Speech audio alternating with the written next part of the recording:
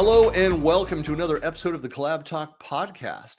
And this show is dedicated to exploring how and why we collaborate, whether one-on-one with small teams or across an entire organization.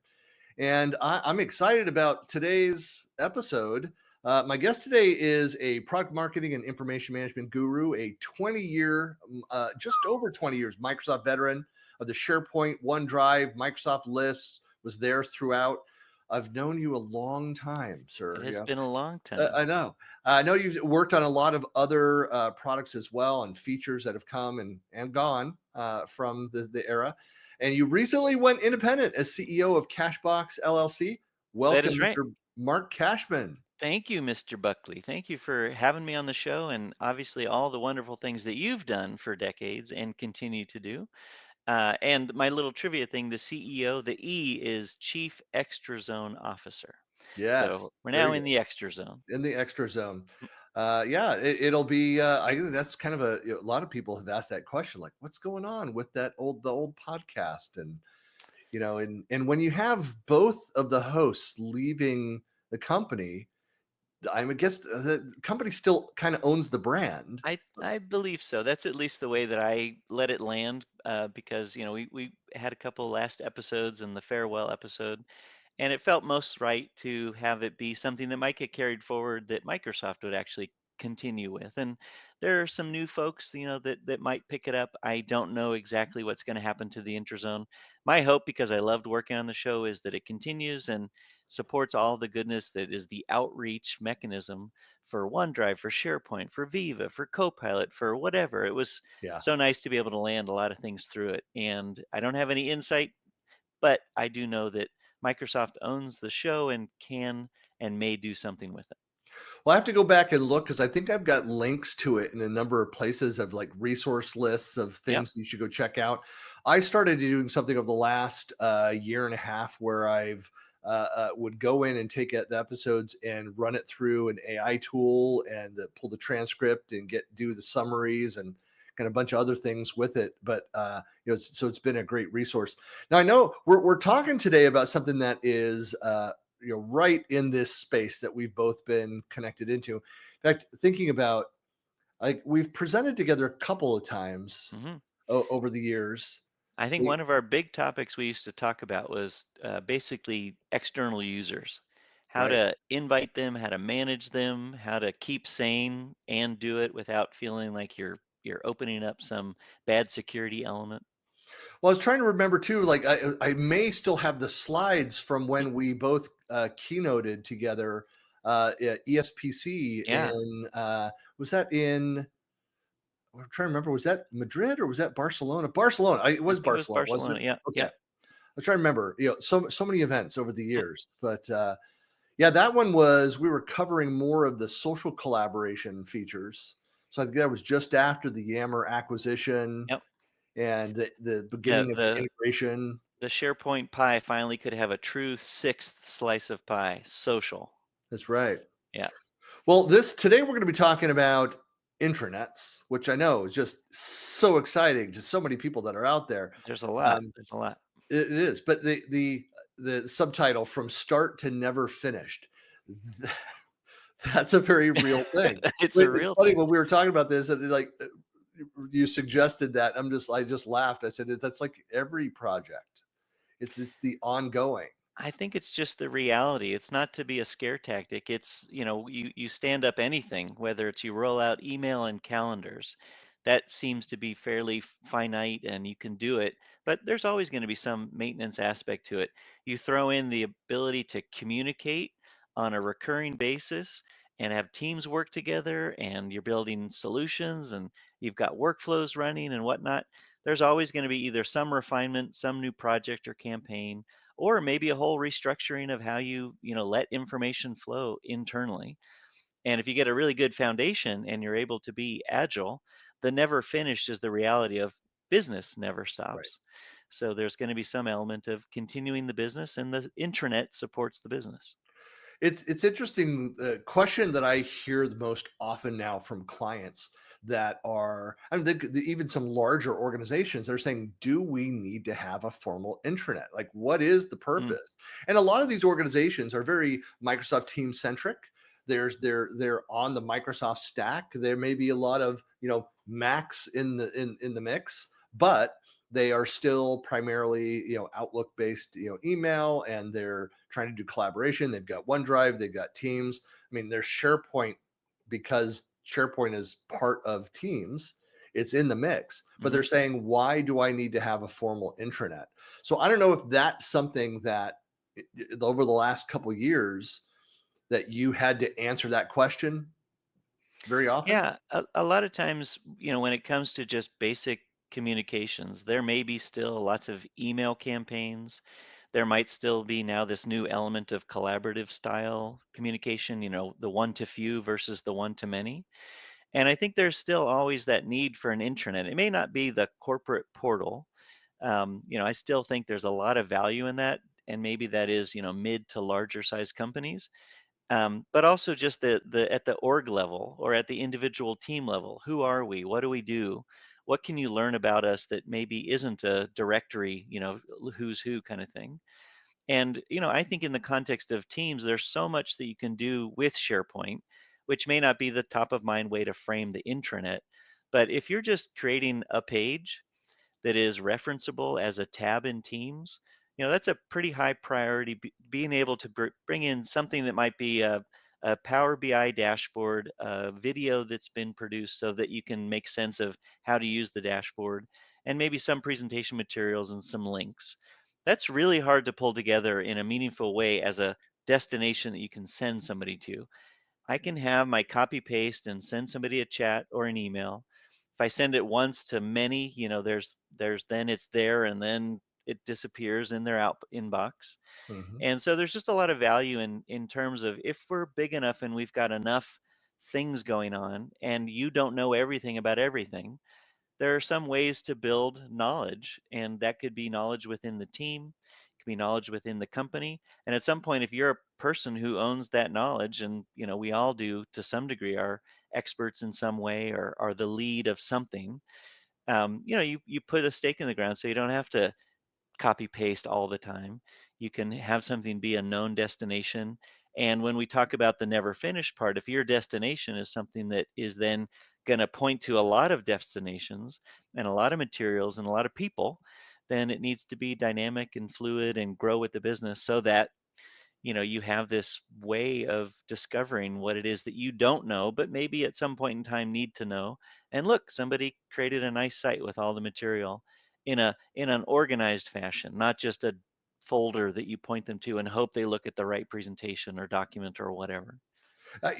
Something, a truth that it's not about the size of the organization. I've run into plenty of small organizations. They could be, under 200 people, under 100 people, and have Mhm. very complex collaboration needs. They could be very project centric. And so I worked with a former client. I use this example a lot. They were very large, but they wanted a very structured approach to their SharePoint environment, using Teams, using SharePoint, but wanted, when you went into a project site, a team, Mhm. or the SharePoint site, it was structured the same way. So it doesn't matter what project that you find yourself looking at, it's structured inside the same components. Mhm. Here's the meeting notes. Here's the list of the products. Here's all the components. Here's the manufacturing cycle. Here's the all the relevant links, the partners that are part of that product, where they had hundreds of products, and so they wanted that to be very well organized. Mm. But you have smaller organizations that are, again, project centric, that are, they realize that, hey, we're going and retrieving, we're trying to get knowledge out of these projects. We're not just, we'll run the project, but we can deliver more quickly when we can leverage, identify these patterns, and reuse components from other projects and other solutions we've built. And if you can never find this stuff, if you can never Yeah. if you can never locate it, if it doesn't surface that, then you're just recreating the wheel again and again. And so that's another reason to be organized. Yeah. And I think one component of being organized, which it sounds like is the way that you would certainly consult and encourage people, is you can't layer it all in the same exact place. Even if there's one site to rule them all, that's not a good design. or there maybe is several templates that you have to get started and do a quick start. But creating per project, per campaign, those elements of how you establish them, how people find them, the life cycle management of them. There's the value in how you organize. There's certainly the way that the technology dictates a little bit. This is a best practice or good guidance, but then there's also how are you organized with people. And when somebody thinks about this project that I need to learn more about, how do they find it? Do they find it through a search? Maybe. Do they find it because they know somebody and then they can learn off of them? There's a lot of unique ways that I think when you think about organizing, and if in this framing of intranet, where you can build a lot of things that are the same every time so that it makes sense and is meaningful so you don't have to go chasing. But there's also just that, how do you organize around what you don't know? And I think that's a unique thing that you can solve fairly easily. And some of it is through content, through people, through sites. There's lots of ways to treat that one. Well, I think that to that point, that's why I mean I love the concept of provisioning around templates. Let anybody go create a team, create a project site, create a community if you have, the each of those components that are out there. But say here are the guardrails already up, like here are the templates that you can select from. Hmm. Leave the option, hey, if you need to do something that doesn't fit any of these templates, come and talk to us. Let's figure out what you need, because it might be that it's a training issue with what we already have given you, or hey, you do have unique needs that doesn't fit. Let's go create something that will best fit your needs. Yeah. I think one thing that also then flows off of that is, where do people start or where do they work from? And that might be Teams, it might be Outlook, it may be the intranet for Mhm. certain tactical things. But also these days, there's this introduction of, maybe I don't start anywhere. I'm kind of just having a conversation with Copilot, or my team is working cross boundaries, or whatever the case might be. The basis of a solid intranet means, when you find information, whether it's because somebody sent you a link, or because Copilot or some agent sent you some information that was based on some solid foundational content. Mhm. I think there's the understanding, what people have, and if they like Teams and they start in Teams and they don't think of the intranet per se, that's totally fine. If the intranet is in good health, then your Teams experience is way better, Yeah. and vice versa. You have healthy conversations, and that might lead to some foundational elements that finally finalize and put out there as the decision that was made. Well, I think, so I'd love to, one, see if you agree that the concept of intranets, they generally age poorly. Intranets age poorly, badly, whatever the right Hmm. description is. Um, I so that first statement. Second statement is, I think that for most people who started to understand what you were just talking about, of let people work in the format, collaborative small teams need to go get information from this intranet, from this authoritative site, more of a community based thing, more of an email communications based, those four distinct styles. It really started to click for people when the integrations across those Mm. four areas really started to mature. Yep. Yeah, I think one nice feature that Microsoft built, which is essentially its own product, I think it's being a little bit more incorporated as a feature from what it does. But the product is Viva Amplify. And not to tout it too much or try to sell it, but the value that it brings is, it inherently knows there isn't just one place that I publish to that's going to get everybody. No matter what you do with your communications culture or preferences that you learn doing some consulting, how do we work together? It's still going to be some bifurcated, not mess, but just the reality of, some people like email, some people like Teams, some people like Viva Engage, and there's a destination for Amplify to be able to publish in multiple ways, knowing that that's the best way to reach everybody. Yeah. Everybody collectively might pick up something in different places. And the reason why I like it has, selfishly, a little bit in my old job, its basis is a SharePoint page. but its value is to be able to publish from SharePoint, where you will be able to find it, share it, do all those things with it, and now the AI can learn from it.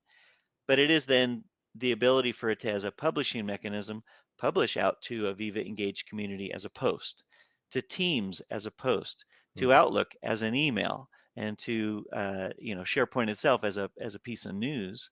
And that's great. That just means your coverage is all the more better.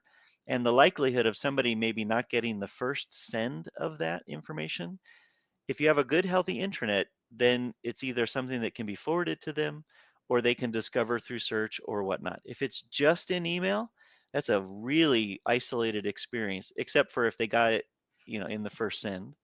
But beyond that, I think a healthy intranet means, you have information that's retrievable and discoverable, and it isn't always just the main portal. And to your earlier question, the intranet, if it is stale, if you don't have it structured for it to be dynamic, then you really get into some issue there. Is intranet even the right way to describe what we're talking about now? I mean, I mean, in the last 5, 10 years, it's evolved and changed away from that. Because when I think of that traditional intranet, it's that largely static. It's instantly outdated, but it's a centralized hub. Like, hey, I'm going to go find out what are our HR policies about this. I need to go get that form for my expense reports. I need to look at the vacation schedule. I need to look at whatever that is. I'm going to that again, that authoritative Yep. source of that data, the true version of that. Searching on some other things, looking at the org chart, like all those kinds of things. It's evolved. It's changed. How is it different now? I mean, and again, is there a better way to describe it than the word intranet? Yeah, I don't know if there is a better word. The one that I think everybody maybe 5 or 10 years ago started to careen towards was this employee experience platform. For us, for Microsoft at the time, it was become then Microsoft Viva. And Viva had an element of a portal, that's Viva Connections. It had the ability to do community, that's Viva Engage, what was Yammer. And it had, a couple other areas in terms of insights, and there were lots of things that were grounded in SharePoint and some not so much. And the not so much is the part that I think is pretty interesting, that helps answer the question. There's a lot more of what do employees need, what do leaders need, what do team leaders need. There's a lot of elements of top down or bottom up, or side to side, in how you communicate and how you share and how people come across things. There are a lot of pieces of information, lack of a better word, a video, a document, some paragraph or campaign that was published, that would never land on the company portal because it's not big enough. But Mhm. there are a lot of things that I would publish just at a team level that might be interested to several teams, but by no means all of X company. And to not have a mechanism for people to be able to communicate, if even to share, here's what we did, and here's what was good, and here's what wasn't, but maybe it doesn't get picked up by the central marketing group, or Right, isn't interesting to people who work in Europe versus North America. right. So I think the internet spans a lot of different types of people, types of information, types levels of importance to various roles and regions. And it spans, of course, a lot of technology, and I think that's where it gets to be a little bit, what is an intranet? I think an intranet can be very encompassing of a lot of different technology and all of the above in terms of the levels of information. But it is by no means, if I were to describe it, and I think a lot of people, answering the question, what is the intranet or what is my intranet? I think you would be selling yourself and others pretty short if you would say it's the company portal. That's a part of it, but boy, you've got this whole collaborative tool, whether it's Teams or Zoom or whatever. And it's a collective of, where is the knowledge, where is the information, where are the people, and that becomes maybe a stretch of the definition, but it becomes more of the definition, if you ask me. Yeah. It's always interesting talking with clients again. I'm getting a lot of this experience. I'm in the midst of this now with two different clients where I get questions they're saying, why do we need to go in and do kind of each of these fundamental steps, which are just part of the creation of that intranet. So we're actually deploying, building out a SharePoint site. We're helping them with their content life cycles and what's the governance around Mhm. the management of those things. But they start asking questions. Well, we need to pull up this massive amount of data. We need to be able to search on it and bring it back quickly from these different sources. So we started talking about information architecture, the importance of the metadata, what is automated, what is manually input for each of these pieces, the interaction with each of those things. So for one of the clients, kind of pushing back on the idea, like, we don't need an intranet, and Mm. yet everything they're asking for, I said, yeah, what you're asking for is an intranet. Like, that is what the intranet does. That's why I go Yep. back and say, like, maybe like it's kind of like, SharePoint went through that evolution where when we got to the newer, the beautiful, like the 2016, post 2016 event, Modern. yeah, the modern look to that. And you had people that would see like these intranets and the designs, and they say, yeah, I hate SharePoint, Mm. but I want that. Be like, yeah, that's SharePoint It is too. SharePoint. Yeah, it used Yeah, to be, the phrase was make it look not like SharePoint. right, And now, probably for the aesthetics, but also for the budget part of it, SharePoint looks pretty good these days. And in fact, it looks a little bit better than even some things on the Internet. Not right. to confuse, the two spaces.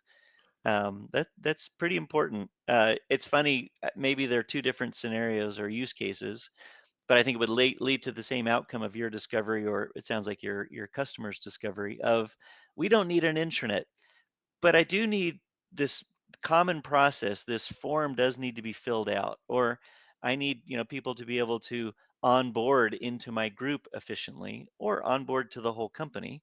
How can we set up training and who to talk to? And, here's the three things you need to do after you go through the training. Yeah, maybe a simplified page. It might be, a nice little simple workflow that sends them an email, sends the link at the right time, and maybe even tracks that gives them the way to attest to, yes, I took the training, and that Yeah. gets logged somewhere.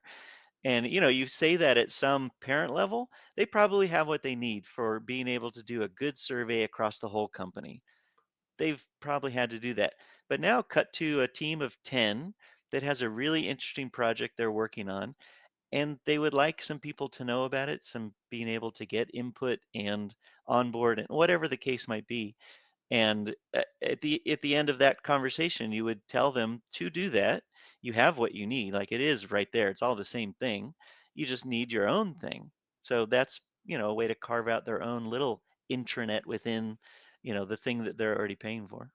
I think that you just answered as well part of the additional question of, like, Mm. about the intranet that's never finished.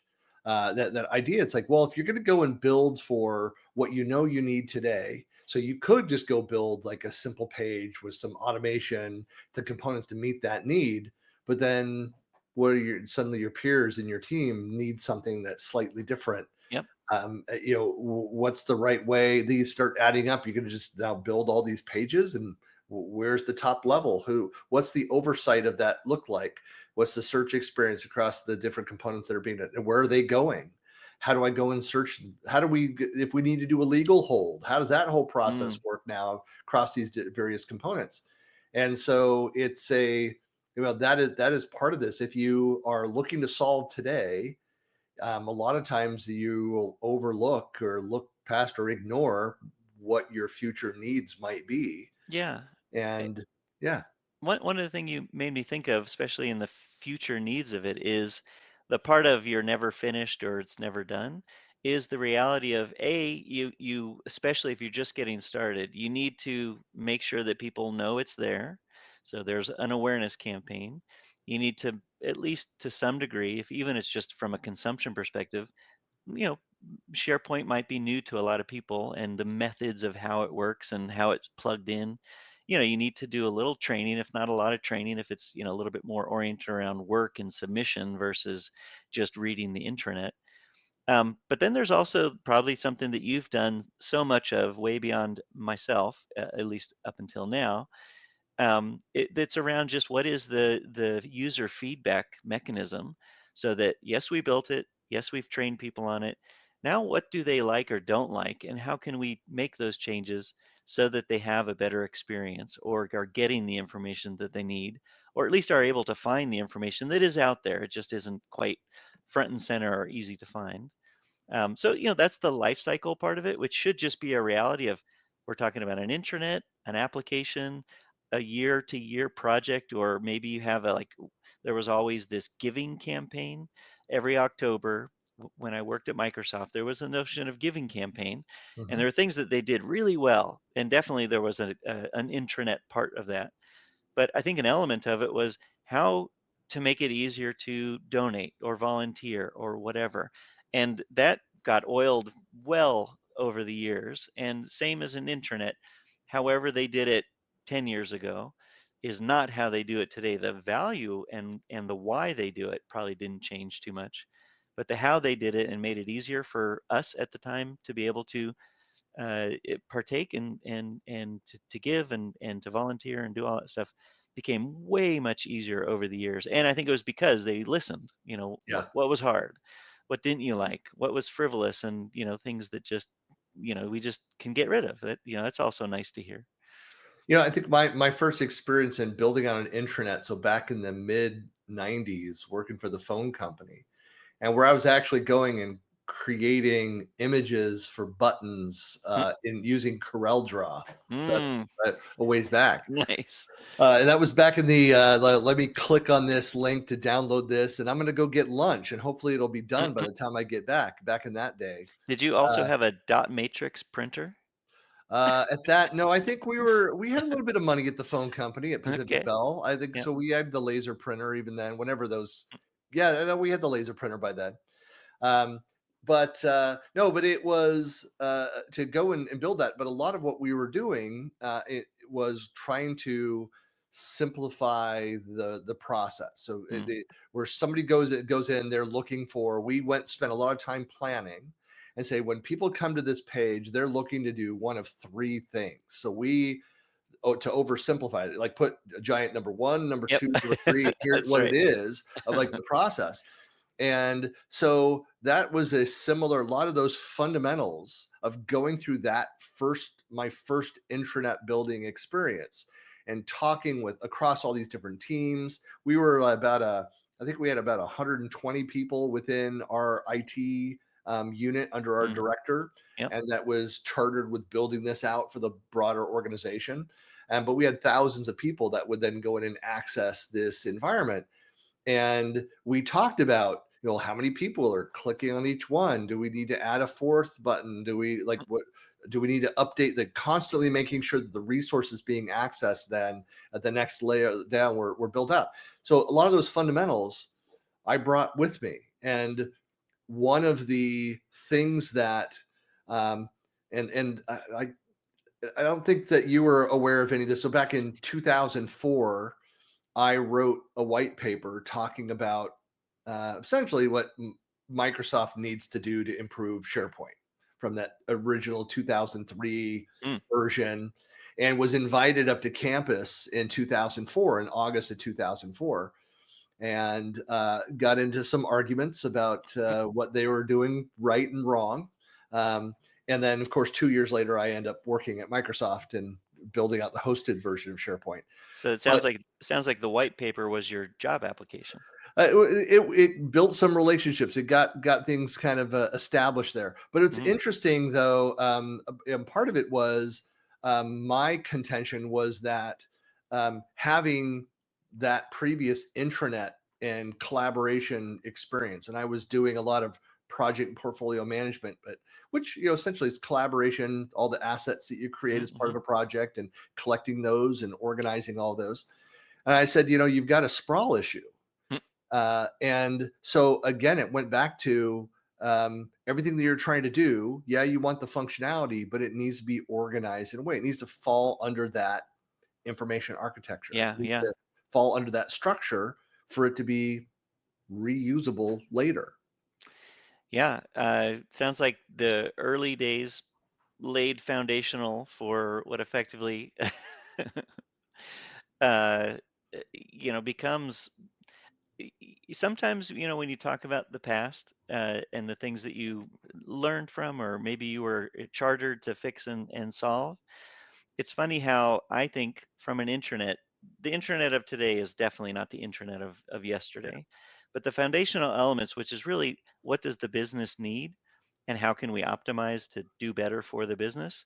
The foundational element of people needing to work together, share information, find things, reuse and repurpose, that all has been very much a continuation of the same conversation in a way that doesn't mean that it's right or wrong or even boring. It's just a matter of people work and this is how they work together. And the value of what you and I know, at least from a SharePoint perspective, and lots of other products that evolved from it or next to it, we're all with the intention of helping you do less or be more productive, or frame it in whatever messaging. But the reality is to spend less time doing the stuff that shouldn't be so challenging, so that you can do your business. We know a lot of our SharePoint customers, we being now Microsoft, knows they aren't supposed to ever be fluent on how to use SharePoint, but they're supposed to be fluent on being a great healthcare facilitator, or to be a great doctor or lawyer, or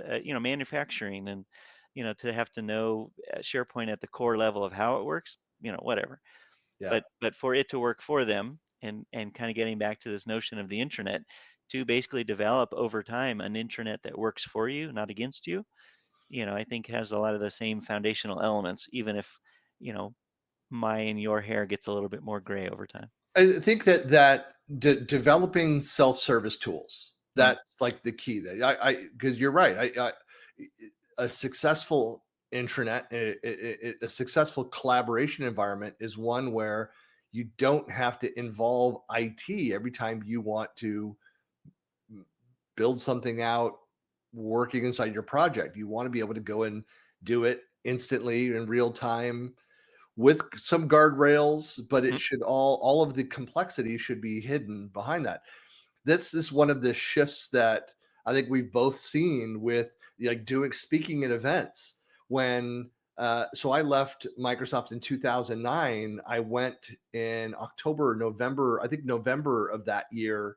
There was a SharePoint Saturday on Microsoft campus there in 33. mhm, Um, and so, for folks that aren't aware, the SharePoint Saturday was a community initiated, community run event. And usually these are on the smaller, like 150 to 300 people. There's some much larger and there's some smaller ones. But that one on campus was on the smaller side of things. Um, but so much of it was about um, maintaining the servers. mm, Like it was IT pros and devs that were 80-90% of the audience at that event. Over the years, that was 2009. Fast forward 5, 6, 7 years later, with the maturity of what had been MMS, then BPOS, and then Office 365, and then really with the maturity of SharePoint Online, as more and more people started consuming these solutions through the cloud, mm, we saw fewer and fewer IT pro. They became IT pros were maybe 25-30% of the audience. Devs were 10-15% of the audience.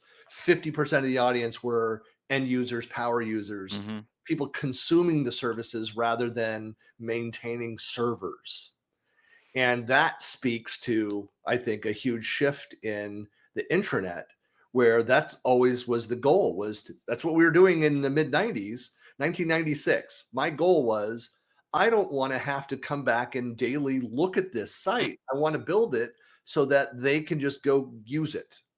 And I look at stats on the back end. yeah. What are people doing on there? Something breaks, call me in. But otherwise, I just want it to run. And that's kind of the model now. Go in, I want to. So again, that's why I struggle with the word intranet. Mm, I want to go collaborate. Today it might be something that's more traditional intranet looking. Tomorrow it's much more dynamic on the fly for this other project, this other client. It just looks very different, yet we're still sort of classifying it all the same way. Yeah, I think maybe that's not such a negative. Sometimes it's just nice to have a word that means what it is that you're trying to accomplish. I remember the struggle with using the word portal still. Yeah. Obviously, in the product, it was there many years ago. But how you describe, I think a portal is a great word in the context of an intranet, because within your intranet, you will have some portals. You're going to have some team sites. You're also going to have some communication tools. You're also going to have some creation tools, and maybe some of that's going to get automated. So you have an automation layer. And those are all things that are necessary. And in my experience, it was just easier to just say the word or the words Yeah. that people knew, not because they were as old as I was, but because it is that, and maybe you have to explain a little bit more when you're trying to talk too broad. But they're good words. They are in the English language. There are many old words that are still very useful. I think sometimes in the tech world, the common concern is if I use an older word, they're going to think it's older technology. Um, and SharePoint has had oftentimes where people ask the question that's even worse: is SharePoint dead? And it's like, oh my gosh, no way. Is the internet dead? I don't think so. And it may just look a little different, or you may not interact with it as much because it's now discrete little pieces of information or pages versus visiting a whole site. Or you got it in email versus having to go to the actual portal, whatever. Yeah. Um, so I think the evolution and change over time, if there is a want for a new word or a new way to describe it, or Gartner created a new category, great. I can tell you when the employee experience category came up from Gartner and probably Forrester in parallel, the teams that leaned in to do the report and help with the survey were the SharePoint team, the Teams team. The Viva team was kind of the combination of a lot of different groups. But it wasn't different at the end of the day, is what I'm more am getting at. And that's okay, because the problems that are still there to be solved are being solved and addressed. And the value of what you have, some of the challenges knowing about it, knowing what you have. I've been in a lot of meetings where somebody at the CX level will turn to IT and say, do we have that? And they'll say, yeah, we have that. Why aren't we using that? Well, because of these three other projects that are still in process. So it's like, great, okay, well, let's get to that. Great, okay. So it wasn't a licensing conversation, That's a which is very common my discussion. favorite. I Yeah, know, I I know. know. All the time do that. No, that it is. In fact, I had that conversation last week with Mm, one of these clients that was asked a variation of that. Like, don't do we have that? Yeah, we have that. We're like, we're not hmm using that. And that's part of what a lot of these clients, especially doing intranet build outs and M365 monetization projects, mm, is companies, and it's really a critical part of what we call digital transformation, is utilizing to the max the potential of the things that we already own, the licenses that we have, the services we have. Like, are we getting the most out of? I mean, I know we've had these conversations for years, but I used to, my salespeople hated me when I worked for an ISV partner mm, where I would discourage people from upgrading. And I'd mm, say, no, you can do that with the version that you're on. My salespeople were like, what are you doing? What are you doing? Microsoft salespeople would get upset at that. mm, You're discouraging them from the upgrade. I said, yeah, but ultimately they'll find out that you sold them something, oversold them mm. on something that they weren't quite ready for, they didn't need to have.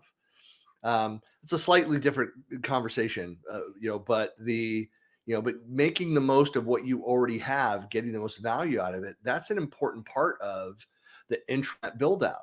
Yeah. Um, it's why one of the reasons I do these productivity tip sessions, like I just did this in Seattle when I saw you last, hmm and the room is packed in there. And I tell the people, I said, there's only two or three of these that are new features. Some of these productivity tips, these features have been around for decades. And yet I do like a raise of the hand, like who's hmm never heard of this thing? And mm. majority of the hands go up every single time. Yep. Yep. Uh, and and so people aren't aware of everything that they already have and what can be done with it. I also think there's some. truth that you also can't expect, especially the um, being able to take on a new feature or a new product to solve X, and it may do that, and it may not do it quite as good as it's intended to be because it's V1 or it's V2.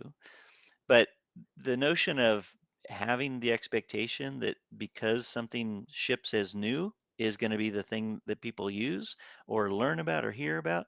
I think one other common challenge, which is not against the evolution or innovation, but it is the expectation that people know about it. A lot of times you will, like you were saying, a feature that's been around for a while, you raise awareness of it, and then it's almost as if you opened up a roadmap that people didn't know about. Yeah. And that was very true. My time at Microsoft, a lot of time was spent on highlighting what's new and mostly encouraging people to be aware of it because at some point it'll fit in with what they're doing, or they'll be ready for it. There's also a lot of things that just people don't have budget or time to get to Right. now. Right. But maybe in 2 or 3 years they'll be ready for it. Maybe that's a maturity thing of their intranet, or it's an awareness campaign. They didn't know about it, but it's going to take them some time, to finish their kind of foundational elements of email, calendar, project management, their own systems that are just, maybe all not Microsoft transitioning to the cloud. So the expectation of people to be even aware of everything, that's impossible. To be able to move to it immediately, even more impossible. But that doesn't mean, back to your ISV, you just killed the buzz in the room. No, this is more information that hopefully they'll be aware of Yeah. years from now without feeling like they can't do something right now. Right. No, it's funny. It's like where we started this conversation about that the intranet that feels like it's never ending. But there's also from an operational standpoint. I mean, you're always trying to improve. Like we do the best we can with the information that we have, with the budget, with the time, with the folks that the people that we have to go and build this thing. Mhm. That there's the goal, but there's always areas where you can improve. I used to jokingly says to my kids who all did very well in school, two of them exceptionally well in school, and like my daughter, my oldest, would come back and be like straight A's, and there's one A minus. I'm like, Audrey, What happened how there? how could you have done better? You know, Yeah. What else could you have done? Dad, can't I Uh, just get a pat on the back? that's I just want a pat on the back. right. Yeah. We joke about it now. After the tears.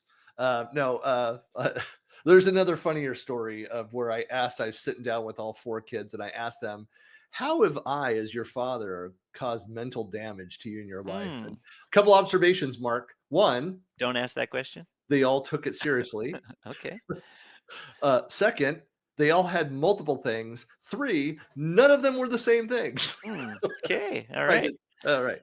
Well, But now you've got your own roadmap of how to become a better father. I'm sure all perfectly lined out. Well, there's that, but I also my philosophy is like my goal was always, one, my kids would know one that they're loved, they know that. Two, they also know that when they're 18, they're out of here and they're not going back.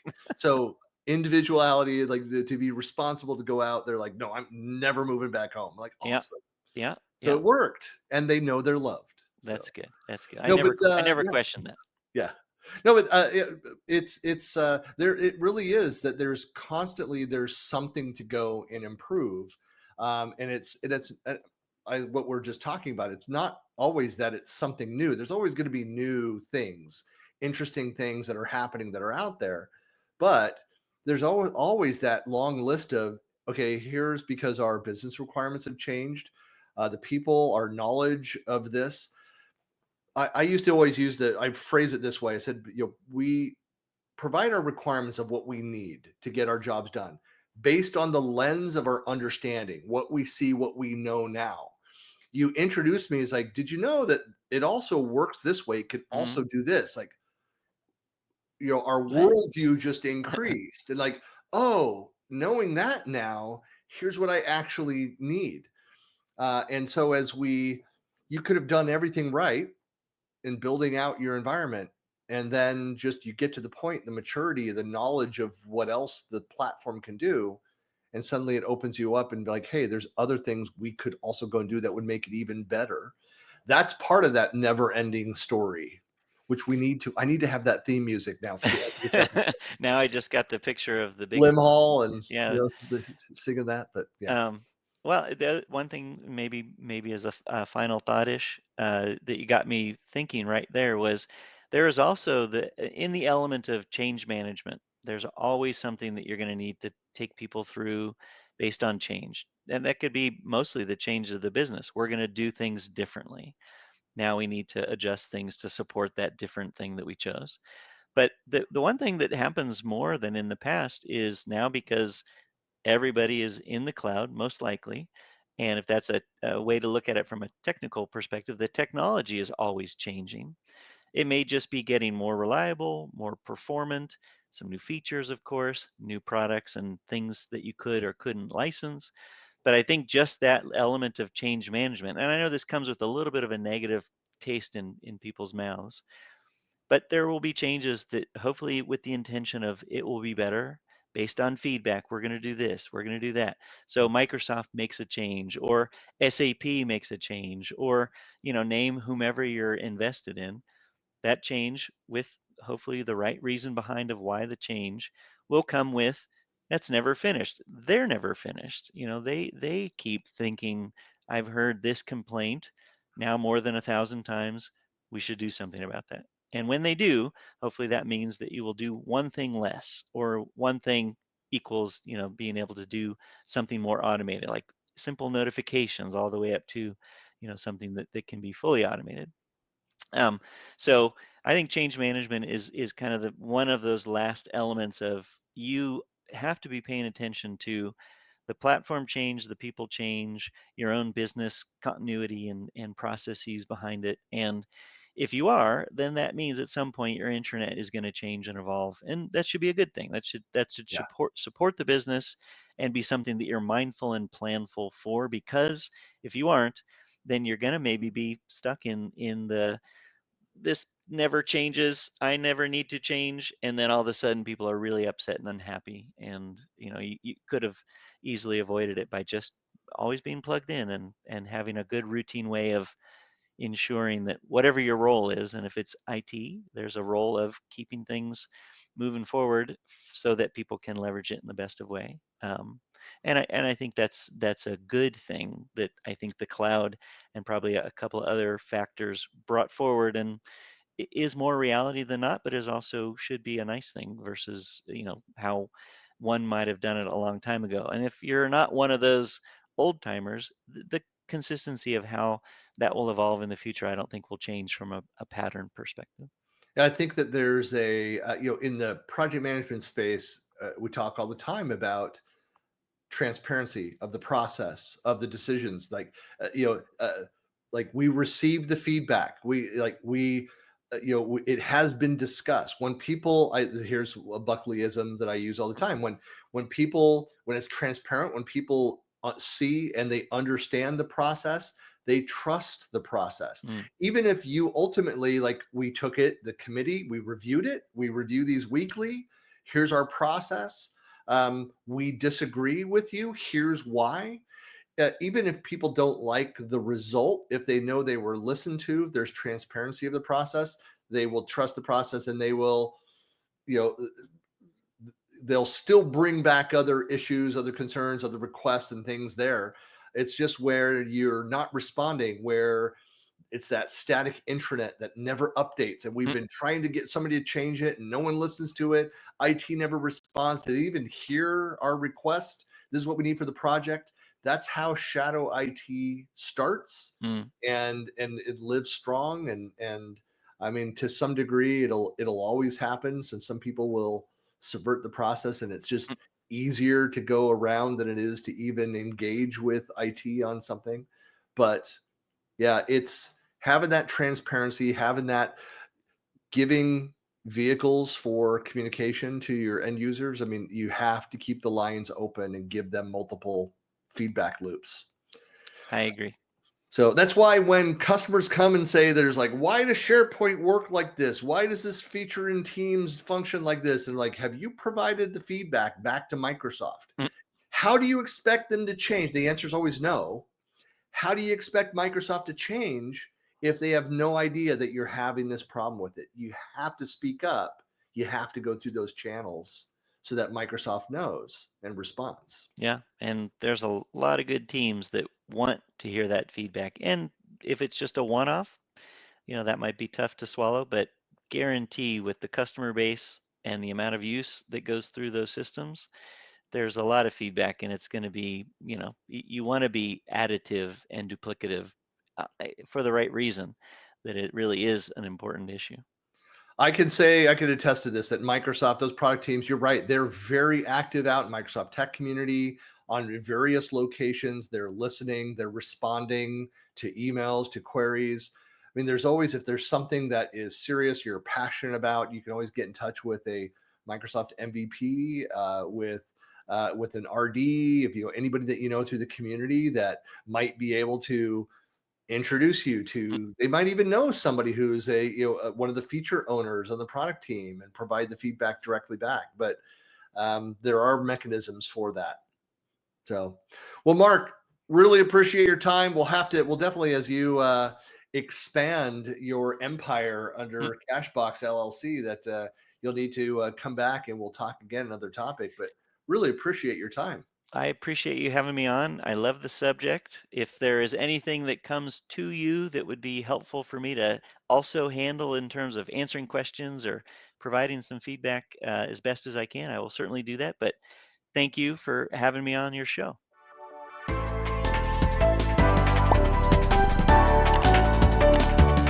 You've been listening to the CollabTalk podcast. New episodes are published weekly, and you can find us on Spotify, Apple Podcast, iHeartRadio, and most other podcast platforms. Thanks for listening.